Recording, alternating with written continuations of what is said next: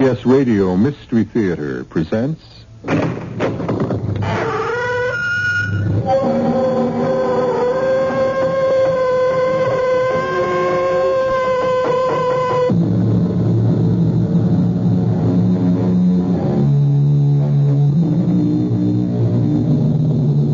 Come in. Welcome. I'm E.G. Marshall. Settle down and let me ask you a profound and difficult question. What is faith? I'm frank to tell you, I don't know. The word faith is in the dictionary, but do we know that the man who compiled the dictionary knew any more about faith than we do? Well, I should like to give you my favorite description of faith, which comes from the Bible. From the book of Hebrews, where it is written, faith is the substance of things hoped for, the evidence of things not seen. And that is what our story is all about. Mr. Mather, I did what you said. I did just as you said. I followed to the letter what you said to do. I've forgotten what I said. You said, wait till the sun is straight overhead, then go to the big rock, the one that's worn off at the top. You said to take off all your clothes and lie on your belly and press your face hard into the rock and lick the rock with your tongue, you said. Lick the rock 29 times with your tongue. Then put your clothes back on and go home, and you'll be all right. Did I really say all that? Did I really? I must be losing my mind.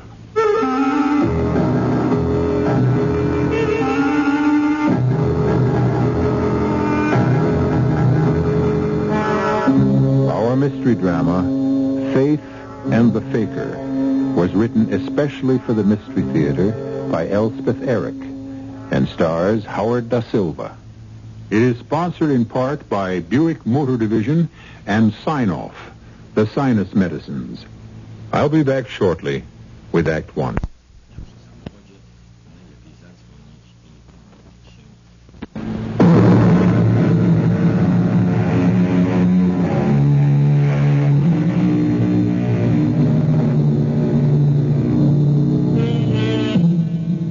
Faith is the substance of things hoped for, and the evidence of things not seen.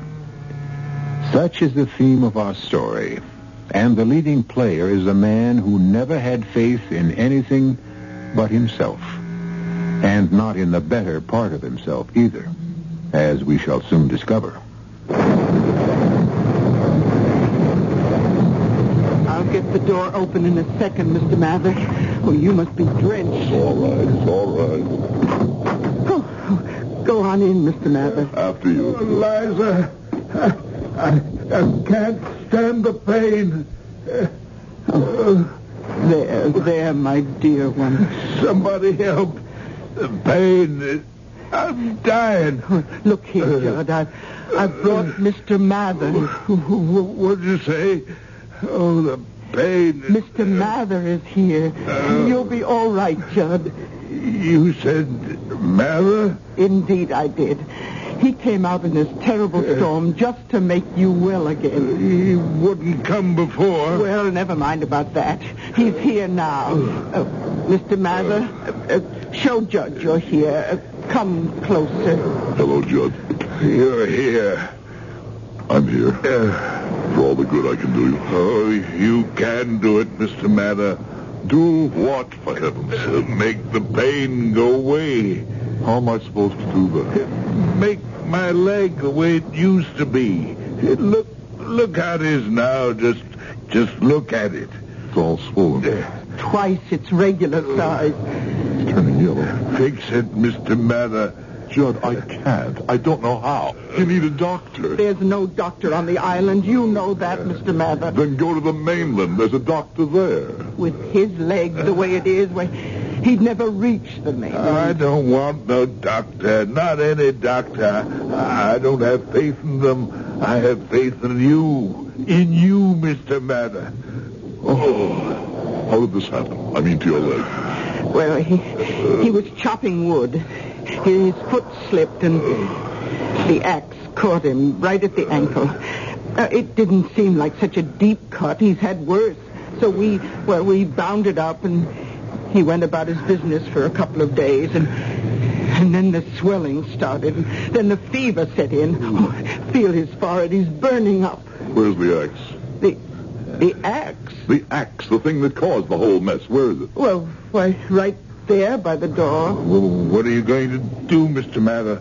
You won't cut my leg off, will you? Oh, of course I'm not going to cut off your leg. I'm going to punish this axe. I'm going to make it suffer. I'm going to torture it. I'm going to make it endure such pain. But how? How are you going to do that, Mr. Mather? I'm going to crucify it. Crucify? Give me some strong nails and a hammer, Eliza. Oh, yes, Mr. Mather. You're going to crucify the axe? Right here, on this door. Don't you think it deserves to be crucified after what it did to you? Oh, yes. Here are the nails and the hammer. Now, you'll hang on this door, you villain. You'll hang there till you waste away and rot. You understand? Oh, and Judd. Yeah, Mr. Mather? Be sure you hold on. Hold on to your life. Hold on to your faith. I will. I'll try. I will. The thing that tried to kill you is being punished. Now I'm going to tell you what else you must do. Tell me. I'll do it. I promise you. I'll do it. I want you to lie very still in your bed and keep your eyes fixed on the axe. Never let your gaze wander from the axe on the door. Think to yourself how the axe is suffering. Curse it if you like. God will forgive you, for believe me, the devil is in that axe. Have faith, Judd. Keep your faith constant. And keep your eyes on the axe. God bless you, Mr. Mather. Now I must get back to my wife. Oh, how is your dear wife? The same. Good night to you both. Oh, good night. God bless you, Mr. Mather. Now, wasn't that terrible of me, never thinking to ask about his poor wife, paralyzed all these years, and him not able to do a thing to help her. Be quiet, woman. I'm watching the axe.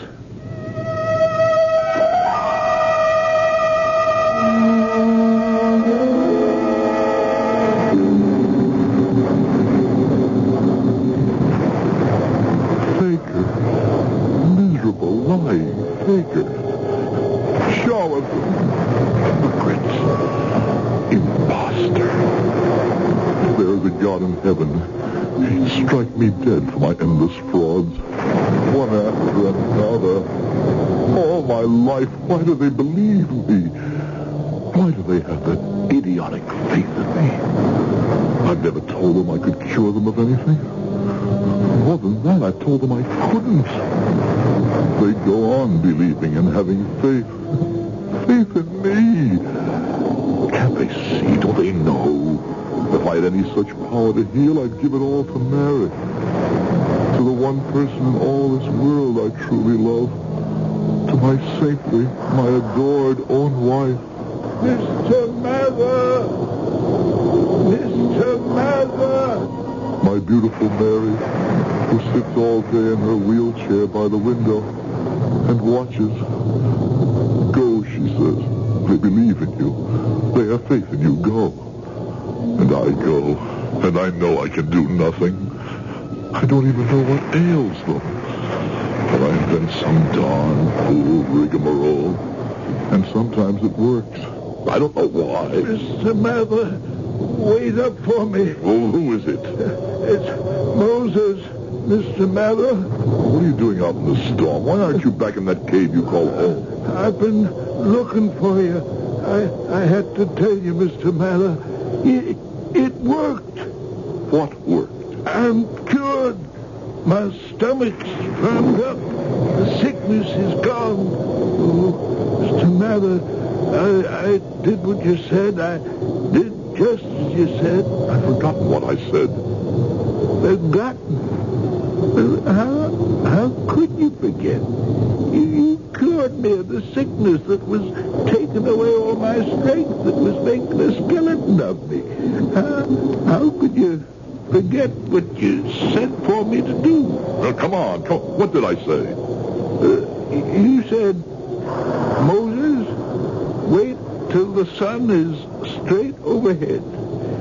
Then go to the big rock, the one that's worn flat on the top. And you said, take off all your clothes and lie down on the rock, but don't look into the sun or it'll blind you. No, you said, lie on your stomach and press your face hard into the rock and lick that rock with your tongue. Now, you said, lick the rock 29 times with your tongue. Now, do this every day for 8 days, and you'll be all right. Did I really say all that? I must be losing my mind. Oh, you've got a mind different from other minds. We all know that. You all know nothing. Nothing. Well, that's probably true. We island people are very ignorant, but, Mr. Mather, we have faith, you see, and that makes up for our ignorance. Look, I'm glad you're better. Now, I've really got to be going home. I don't like leaving my wife alone, especially with a storm like this. The house might be struck by lightning. Oh, how is your wife? Just the same. You can't do nothing for her? Nothing. Your wife's not an island girl, is she? I understand you met her on the mainland. That's right. Now, you see, she ain't got the faith in you that we island people have. And that's the whole trouble, Mr. Mather. She just needs to have the faith.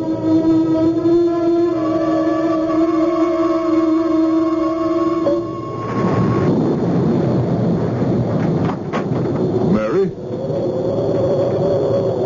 I'm here, dear. I just made some tea. I thought you'd need it. I do. It's on the kitchen table. Come join me. I shall, of course I shall. I want to hear what happened to poor Judd. I think I'll have a spot of rum in my tea. You? No, not for me. Now tell me. Oh, Mary. Why do you make me go on these fool errands? I don't think they're foolish. Oh, there's Judd lying in bed with his legs swollen the size of a tree trunk and the color of a lemon. I asked him how he'd done it, and he said he'd cut his ankle with an axe. It wasn't much of a cut, so they just bound it up with something. And a few days later, it started to swell. Well, there he is. Can't move out of bed in terrible pain with a raging fever. So what did you do for him? What could I do? I don't know anything about such things. If I tried to do anything, I could kill him. Oh, but you did something, didn't you? Oh, yes, I did something. I crucified the axe. Crucified the axe? Well, they were both looking at me, and I felt so helpless. I did the first thing that came into my mind. I asked Eliza for hammer and nails, and I nailed the axe to the door. Oh. Then I told Judd to lie perfectly still, never take his eyes off the axe, to think how the axe was suffering for the sin it had committed. Mary, I don't know why I did that or why I said that. I thought it would take the poor man's mind off his pain. It will help. I'm sure it will. You help so many people. Why can't I help you? I don't care for any of them. I care only for you. If only you knew how I love you. I know, dearest. More every day, I swear it. Each day I think to myself, no man has ever loved a woman as I love my Mary. Then the sun goes down and rises again. And as the day dawns, I think, I love her more today than I did yesterday. And yesterday I loved her so much I thought I would burst with loving her. And here it is another day and I love her even more. How can such things be? I don't know. I'm just content that they are. Mary, I must tell you something. What, my darling? It was not always that way with me. What way? I didn't always love you. No. When we met, I told you almost right away that I loved you. But that wasn't true. No. When I asked you to marry me and I said I loved you beyond anything on earth, that wasn't true. No. The whole first year we were married, I didn't love you. But then we decided to come here to live on this island. It would be cheaper to live here, we said. But I think it was something else that made us come here. I think it was something in me that made me want to leave the mainland and all that sort of life that I'd lived there, and to be on this tiny spot, surrounded with water, set to the music of seagulls. I wanted to live here alone with you. It was then that I began to love you, not before. I know. Have you always known? Yes. I might have guessed. That's the sort of woman you are. Oh, Mary. There's a doctor on the mainland. If I could get him to come here. Now, darling, you know. Or if somehow I could get you to the mainland where he could take a look at you. Dearest, before we came here, we saw a dozen doctors. And they all said the same thing. You love me less because I can't walk. You know I don't. Well... But this doctor on the mainland, he would know of specialists, of medical centers. Things have been developed in the last 10 years. That would all be very expensive, my darling. I could get the money somehow. How? I don't know. Somehow, borrow it. Borrow it from whom? Everyone here is as poor as we are. Oh, if we only had the stock in the silver mine that was promised us. I know. If only the old man hadn't died. What's the use of thinking about that? No use at all. None at all.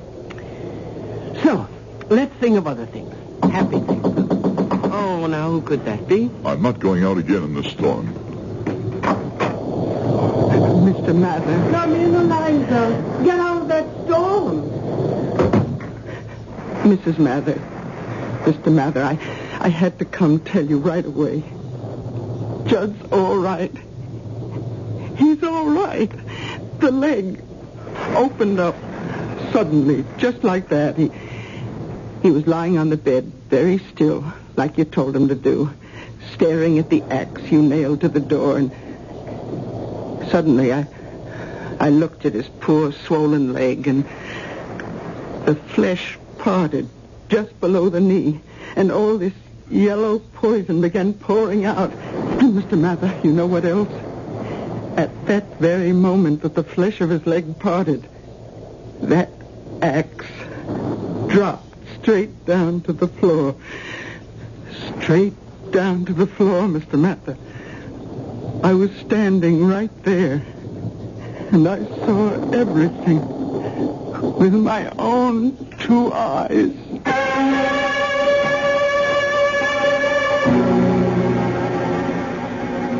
To what do you wish to ascribe this amazing happening?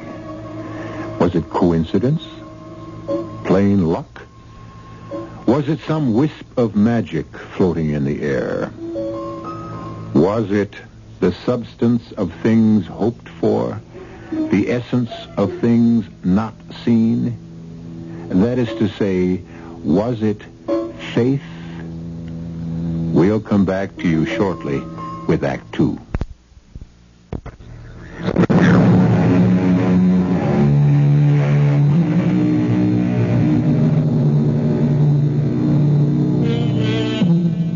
Weeks have passed since Mather visited the man with the sorely infected leg. And Mather's life with his beloved Mary has resumed its normal course. A narrow life, lived meagerly, yet happily, because of the great love between them. Then one day... Mary? Mary? Yes, dear. I'll be right there. No, I'll come to you. No, now don't you bother. This wheelchair gets me around very well. It's my chariot. Anyway, that's the way I think of it. Oh, what have you got there? It's a letter. A letter? Mm-hmm. Packet from the mainland was in the harbor when I was coming back from the market. Captain shouted to me and held up this. He was as surprised as I was. Now, who on earth would be writing to us? Oh, you don't suppose it could possibly be about the silver mine stocks? Oh, no. Oh, no, it's too much. Is it about the silver mine? Oh, no. You remember a few weeks back I told you about old Moses who lives in a cave near the sea? Oh. How he was troubled with a bad case of diarrhea, and the poor old man was near to exhaustion. He begged me for help. Well, what could I say? I said the first thing that came into my head. I said, go lie on the flat rock at midday. Lie on your belly for an hour. Then, because it didn't sound like much of a recommendation, I said, lick the rock 29 times. I don't know what made me say that. I suppose I liked the sound of it. And did he do it? Faithfully, every day. And it worked. It actually worked. Oh, darling. I don't understand why it worked. It was such an idiotic thing to tell him to do. But it did work. You made it work. Wait. A week ago, I was passing by that rock, and I climbed up and took some scrapings of it with my knife, and I mailed them to a laboratory and asked them to analyze it. This letter is their answer. Mary, that rock, that silly flat rock lying out there in the sun, it contains a large percentage of kaolin.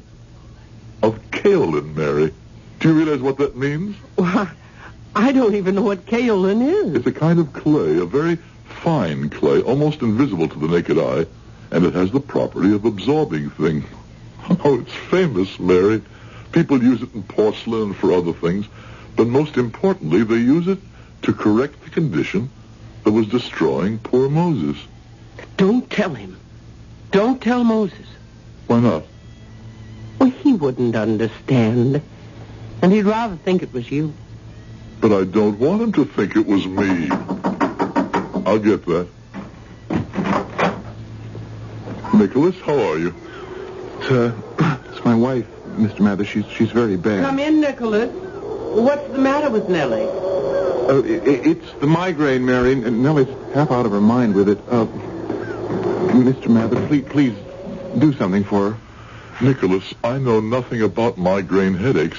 What about the pills the doctor from the mainland gave her? Well, they do no good at all. Darling, you must go. But I can't do anything. You'll think of something. Please, Mr. Mather. All right, let's go.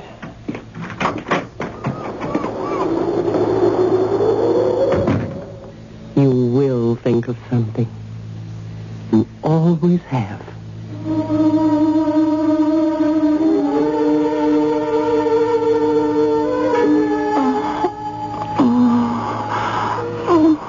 Now, Nellie, I know how much it hurts.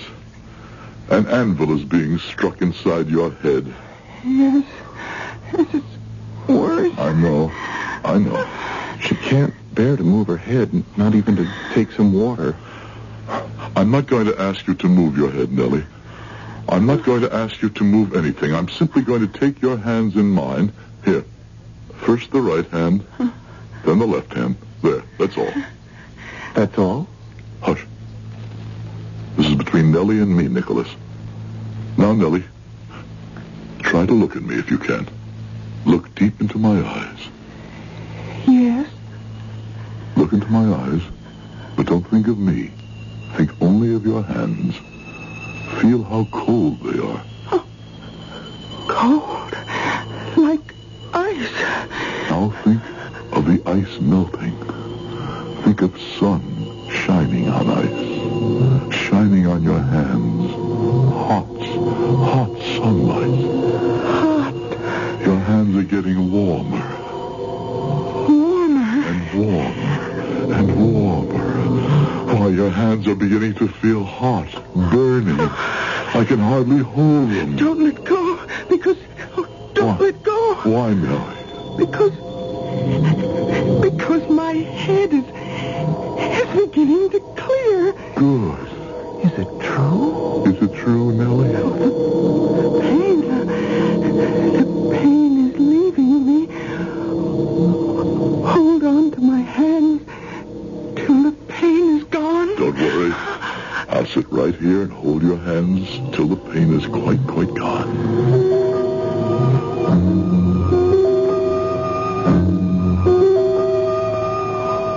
Mary, it was ridiculous. I had no idea what to do. All I could think of was that you had said you'll think of something, and holding her hands was what I thought of, so I did it. And it worked. Yes, it worked. I don't know why. Nellie had faith in you.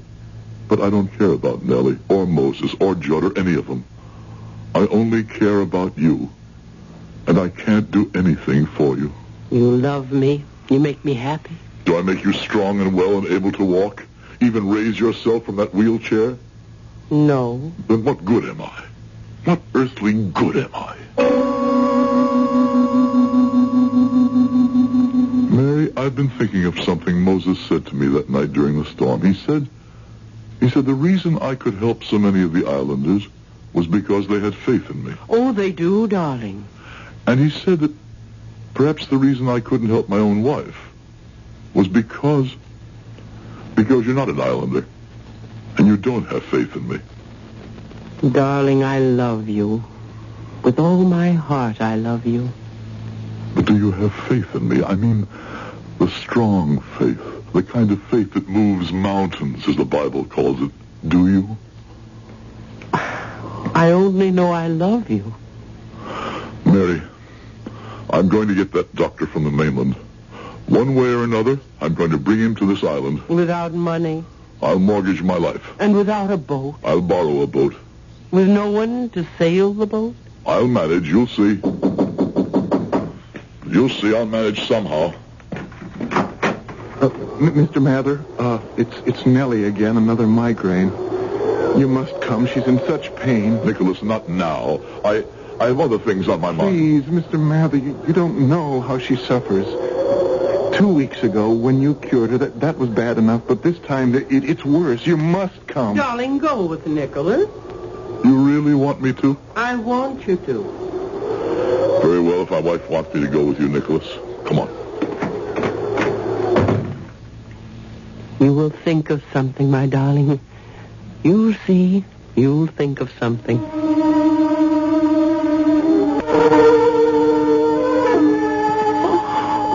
I know.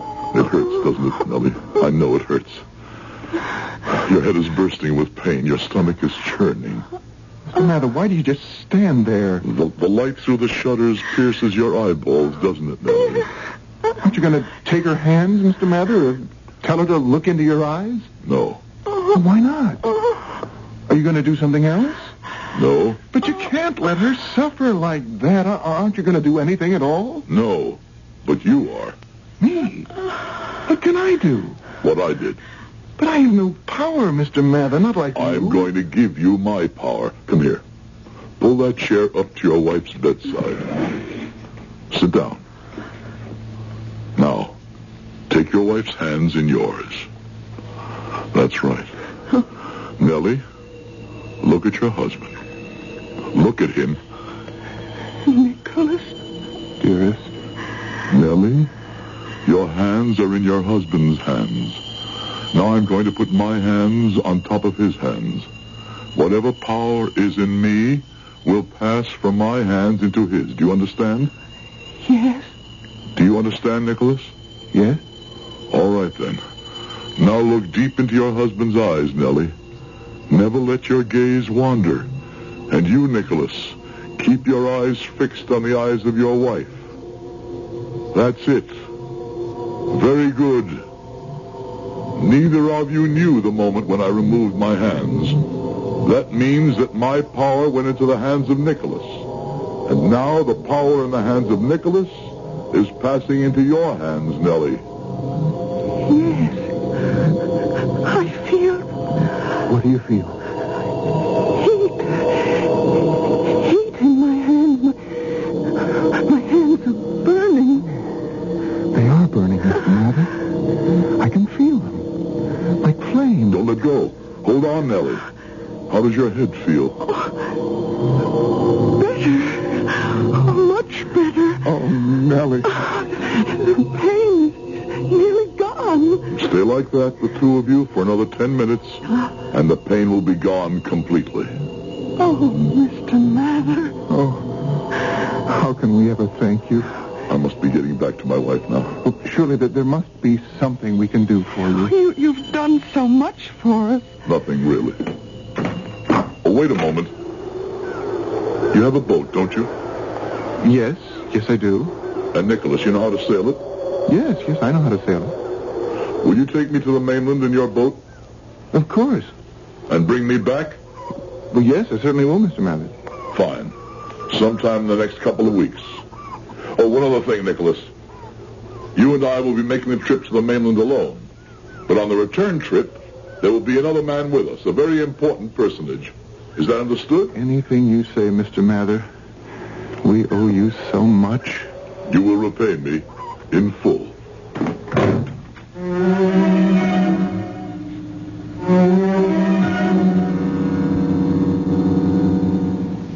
I am quite sure that there is at least one person who has faith in you.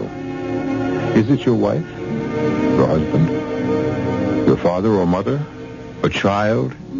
At the very least, a dog or a cat who trusts you to fulfill the unspoken promises made by the very existence of your love for each other. Of course there is. Though if, and I hate to utter the words, if there is not, then you must be the unhappiest person in the world. I'll be back shortly with Act 3. I want that sinus medicine. Headache tablets? No, sinus medicine. Sinus tablets. Help the headache and the pressure. Oh, you mean sign-off. Exactly. Headache pain is one thing. A sinus headache is something else. Sometimes your whole face can seem to throb with pain. You want relief. Take Sign-Off tablets. SINEOFF, the sinus medicine that gives you a full dose of pure aspirin, plus a sinus drainer. Sign-Off, the sinus medicine that helps relieve sinus pain while you drain. And Sign-Off doesn't stop there. Have you tried Sign-Off Sinus Spray, the fastest known form of sinus congestion relief? It works in seconds. That's Sign-Off Sinus Spray. When sinus flares up, use Sign-Off tablets and spray only as directed. SINEOFF. Sign-Off. Exactly. Sign-Off, the sinus medicines in the bright red box. Tell me something. What do you think of when I say Culligan? Culligan? Uh-huh. I think of water. Yep.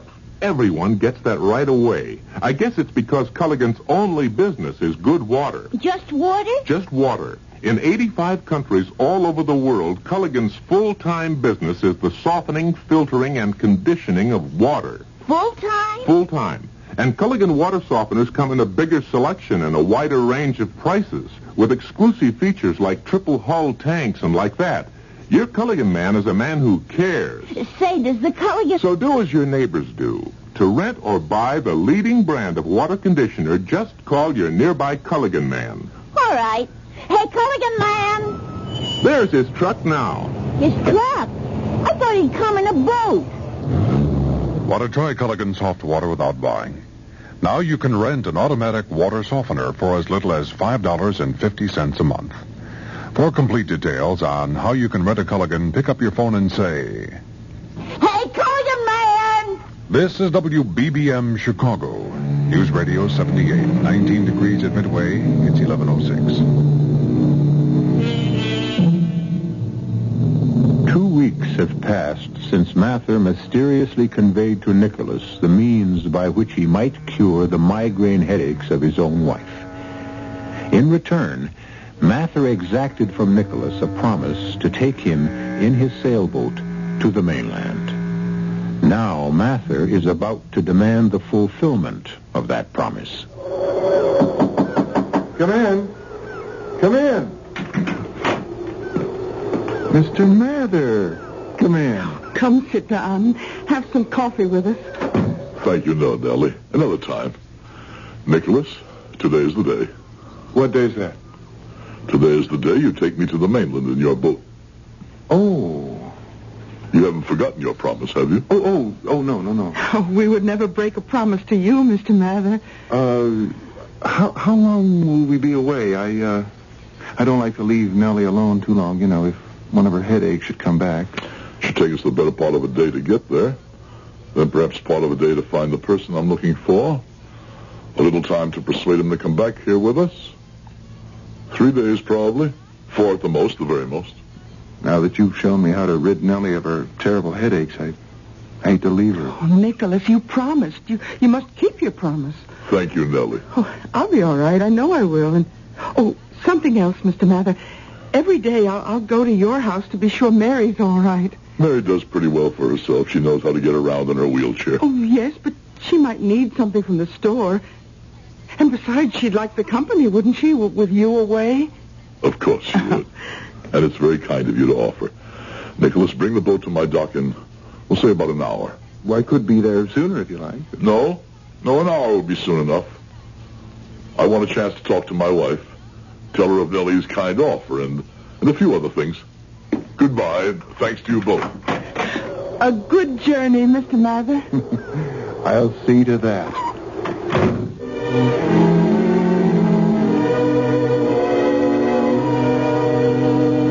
Mary? I'm right here, dear. I just talked to Nicholas. He's going to sail me to the mainland, and I'm going to see that doctor. I'm going to tell him about you, and I'm going to bring him back here. Oh, darling. My mind's made up. Without money? Before I go, my love, I must tell you a story about myself. Now, there's nothing about you I don't know. We've been man and wife for 10 years. This is a story about me before we ever met, ever married. And I have to tell it to you. Now. It can't wait. Darling. I have to tell you now. If you must, all right. Before I met you, Mary, I may as well say it right out. I was one of the top 10 swindlers in the country. Swindler? Con men, confidence men. Men who trim suckers. I don't know what that means exactly. Men who pretend they have ways to make large sums of money for people who trust them. My favorite gimmick... Gimmick? Scheme for getting money out of people. My favorite scheme was the dying stockholder pitch. Pitch? The tale I tell the suckers. The story. I tell them I was a financial developer of mining properties. But that's what you told me. I know. Yes, I know. Then I tell them that there was this silver mine out in Nevada or someplace that had been closed down 5 years ago when the vein ran out. But now the State Bureau of Mines had found a new vein, and it was going to open it up again. Well, you told me... Wait. Then I tell them that the last quotation on it was $1 a share, but if the mine was to be reopened, it would be worth 10. Oh, yes, dear, but I'd say that the only hitch was that the stock was held by a very, very old man, a very sick old man.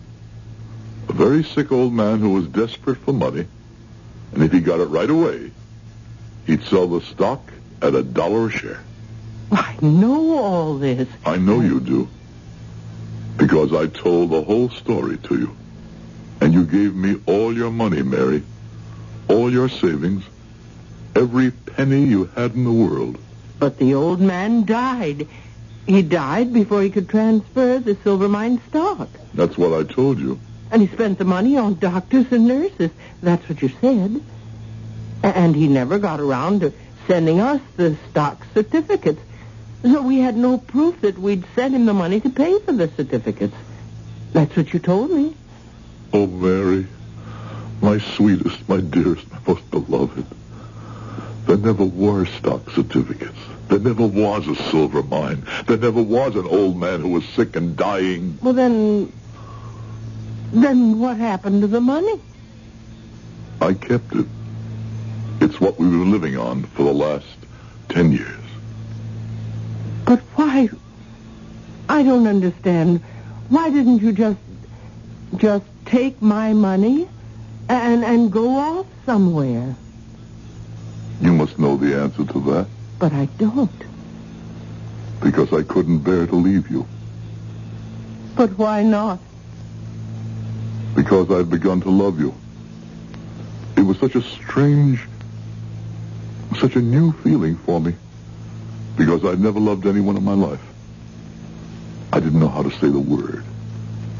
Even when I asked you to marry me, the word love wouldn't come to my lips. I remember. But you married me anyway, and oh, my darling, for 10 years, such love has been growing in my heart. And I've watched it grow. And now, my dearest, I'm going to sail to the mainland with Nicholas. I'm going to find the doctor who will make you well, who will release you from that wheelchair so that you can walk, run on the beach with me. But we're happy the way we are. Dearest, tell me before I go. Tell me you forgive me for the lies I told you 10 years ago. For the lie I've lived ever since. For 10 years, I've known all I needed to know about you. That you loved me. Nicholas will be along pretty soon with his boat. Let's just sit by the window and wait for him. And hold each other's hand. And not talk at all.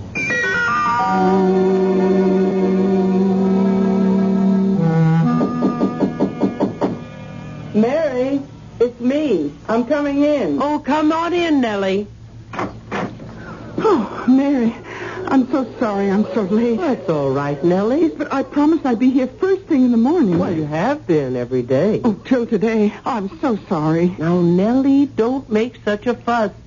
Here, there's coffee on the table. Help yourself. Oh, that I will. And then I'm going to tell you the most fantastic story you ever heard in all your born days. Well, I've heard a lot of fantastic stories in my time. Oh, well, not like this when you haven't.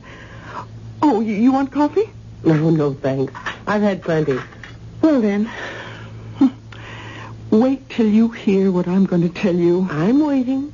But as you very well know, your husband and mine have been gone for 3 days. Today will be the 4th day. And, well, you know, Nicholas was very nervous about going because he didn't want to leave me. But to tell you the truth, I was nervous about his going, too, for fear I might have another one of my headaches. Ever since your husband showed my husband how to make them go away, well, you know all about that. Yes. Yeah, well, everything's been all right. And after all, they were only going to be gone 3 or 4 days. What could happen? Such a short time, and the trip was so important. Your husband said something about bringing somebody back to the island with them, some very important personage. A doctor. A doctor? Really? A doctor who might be able to help me. Yes, it's so strange that your husband can help everybody, but he can't help you. Oh, he helps me. Just by living with me and loving me. Oh, but not to walk. No. But go on with what you were going to tell me. Oh, well, Mary, this morning I woke up and...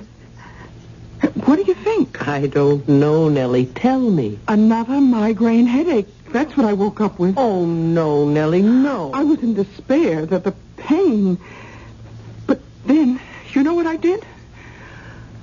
I lay quietly in my bed... And I thought of Nicholas. And I thought of your husband, too, I admit it. And I thought of how they held my hands and looked into my eyes. And how my hands grew warmer and warmer as they held them. And how the pain in my head grew less and less. And Mary, do you know what started to happen? Tell me. My hands grew warmer and warmer till they were hot. I did it myself, Mary, all by myself. I myself made my own hands grow hotter and hotter till I felt as though they were on fire. And little by little, the pain in my head started to go away. Mary, how wonderful. So that's why I'm late coming to see you. Well, it's all right, Nellie. Truly, it is all right. Oh, well, the men should be on their way back by now. Yes, why don't you go to the window and look out? I'll make some fresh coffee. Oh, they're coming! They're coming! I can see the sails. There's a good wind blowing. Good. We'll have coffee ready for them. Oh, they'll be coming up alongside the dock. Now, you'd best let Nicholas know you're here, Nellie. I will. Nicholas, I'm here. I'm here with Mary. She's making coffee. Hurry. Oh, they'll be right in. They're tying up the boat. I'll pour the coffee. You want me to do it? No, I want to do it. A cup for Nicholas. A cup for my beloved husband. And a special cup for the wonderful doctor. Oh, shall I pour another cup for you? Why not? This is a very special occasion. And one for me, too. That must be Nicholas. Oh, Nicholas. Oh, my dear, I have such things to tell you. Where's my husband? He's coming. And the doctor? Darling. Oh, darling, there you are. Look at what we have for all of you. Fresh, hot coffee, 5 cups. It's a special occasion, Nellie says. What's the occasion? Why, the doctor. Yes, Where is the doctor? There is no doctor. You couldn't find him? Oh, yes, we found him. He wouldn't come? He wouldn't come. Was he afraid to make the trip? Yes, he was afraid of the trip. Mary, I tried. I tried my best. Close the door, darling, will you? It's getting very cold in here. Mary, I told him I'd work for him for the rest of my life. Believe me. Stay where you are. Stay right where you are by the door. Mary, please. Don't move. Don't come near me. Mary, what are you doing? Don't any of you come near me. What is she trying to do? I think... Mary, are you sure? Very sure. Very sure. Mary, what are you doing? I am very slowly, very surely, and very lovingly walking into the arms of my husband. Hold out your hands, my darling. I am walking to greet you at the door of our home. Oh, Mary. Oh, my Mary. Oh, my wife.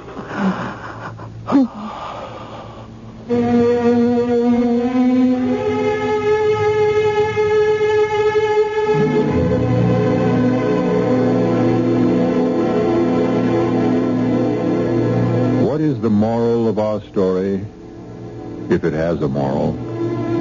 Why, that the handmaiden of faith is truth. That without perfect truth, there can never be perfect faith. But when both truth and faith are perfect, why then, miracles happen. As one has just happened in our story called Faith and the Faker. I'll be back shortly. You're on the open road, rolling free and feeling great about your new Buick Century. Because in published EPA mileage test results, a V6 Buick Century got the best highway mileage of any U.S. midsize car. 24 miles per gallon and 16 in the city. Your Century's comfortable, it's nimble, it's economical, and above all, it's a Buick. Living free.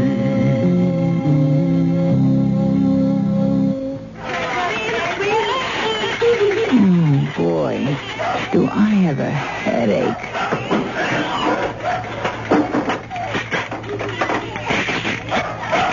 Why do they have to make these caps so hard to open? For a very good reason. Children open things that they shouldn't. That's why we have safety packaging. For the life of your child, you can live with a little inconvenience. For further information, write the U.S. Consumer Product Safety Commission, Washington, D.C., 20207.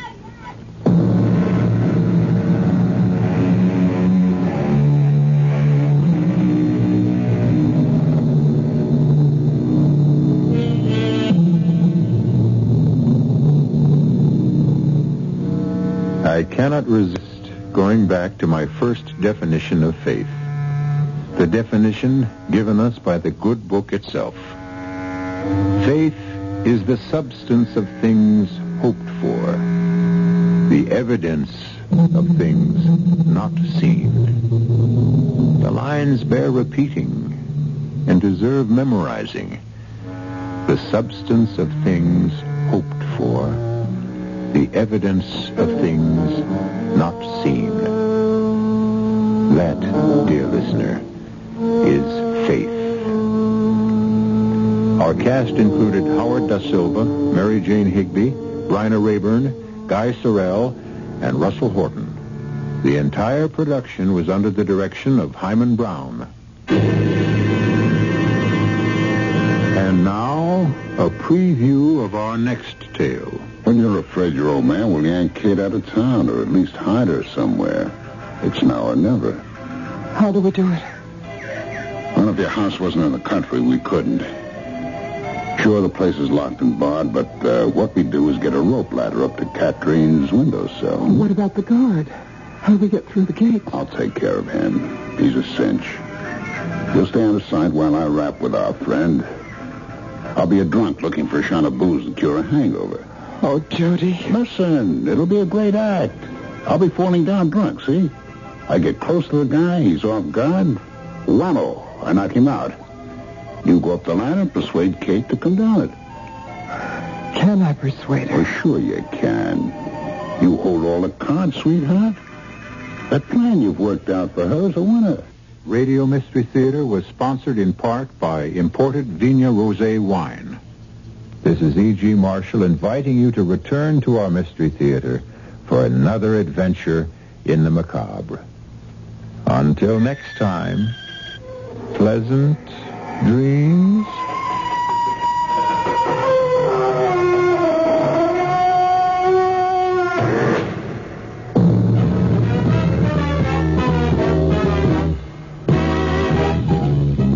That's the end of our mystery show. I hope nobody swooned.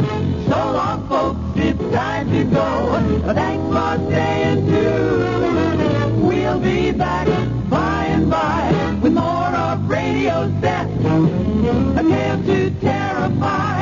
I'll give you party and the rest. We guarantee our story will send chills right up your spine. Just make sure that you're the one who chills the Vigna wine. But for now, turn on the light and open up the lock.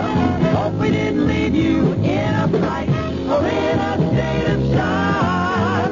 We'll be back with more suspense to make your hair turn gray. Brought to you with compliments of imported Vigna Rosé. Reported by Uline, Hartford, Connecticut.